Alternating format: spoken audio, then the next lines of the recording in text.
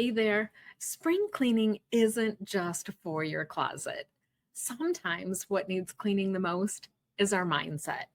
If you have ever told yourself, I should be doing more, or I can't possibly ask for help, the task at hand is so overwhelming, I cannot possibly get this done, then this is for you. Today, I want to share 3 beliefs that caregivers hold on to that hurt more than help them, and what you need to replace them with instead. I'm Laura Wilkerson, nurse practitioner and dementia care specialist. I've sat across the table from hundreds of families just like yours. And just this week, I was having a conversation with a caregiver who wants to downsize her mom. And what she said was, I want to move my mom to an assisted living. However, over the years, my mom has collected tons of things. Some of them are valuable, monetary, some of them are valuable to the heart.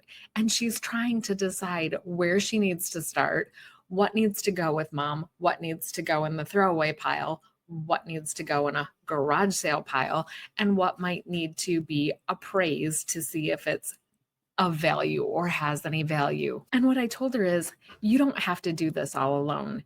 There are many companies out there who can come into your home and will help you organize these things, at least into piles. At least this will give her a little bit of help. And then once she goes beyond that, she could find somebody to come into the home and start appraising those things for her.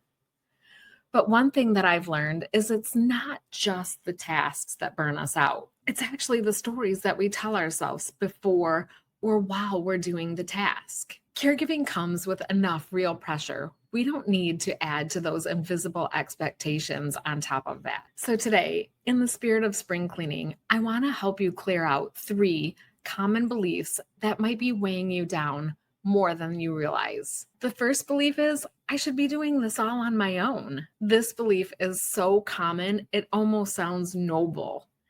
But it's built on a lie that asking for help means that you're failing yourself or you're failing your person. And here's the truth.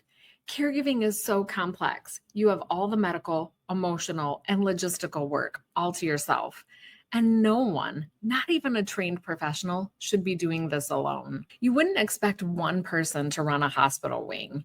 Yet so many caregivers are carrying that kind of load all by themselves. And I understand that not all of you have helpers yet, but we will continue to work on ways to improve care so that you eventually have the ability to start asking for that help that you need. So you have the misconception. Now, what do you replace that with? I want you to try replacing this with, asking for help makes me a more effective caregiver, not a weaker one.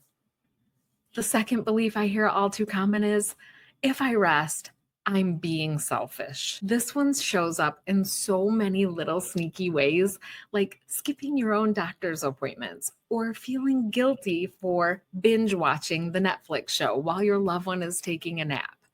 Taking those restorative minutes for you is not a luxury, it's a necessity. If you never pause, you will become the person that breaks down. You're a human being, not a machine. So I want you to try saying to yourself, when I care for myself, I protect my ability to care for others.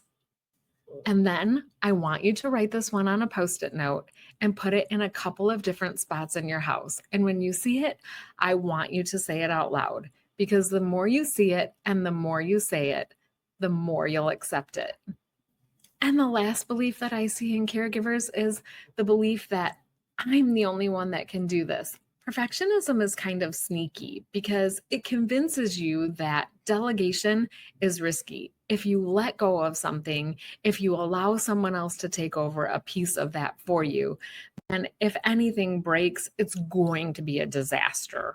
Our control often comes from fear, and fear is what will isolate us. Now, I'm going to let you in on a little secret about me.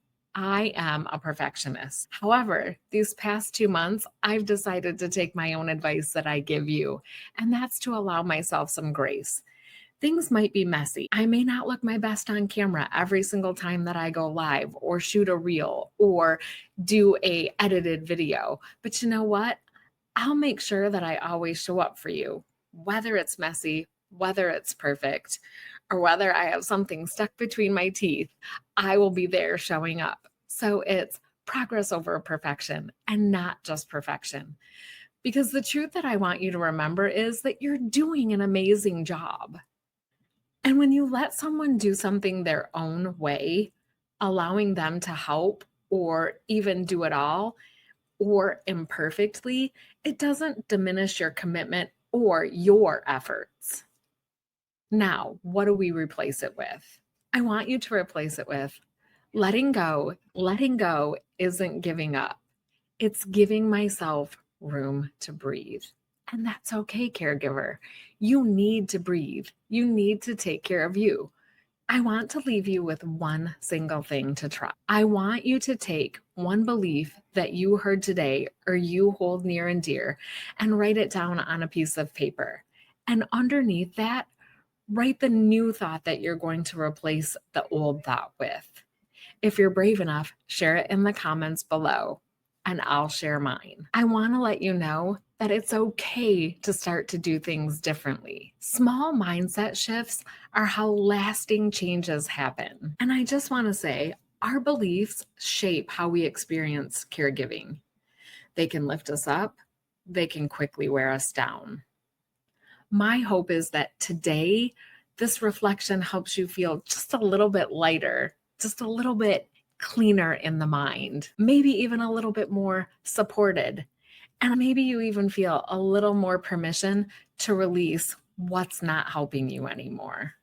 So, as always, I'm here sharing for you as you're caring for them. I'll see you next week.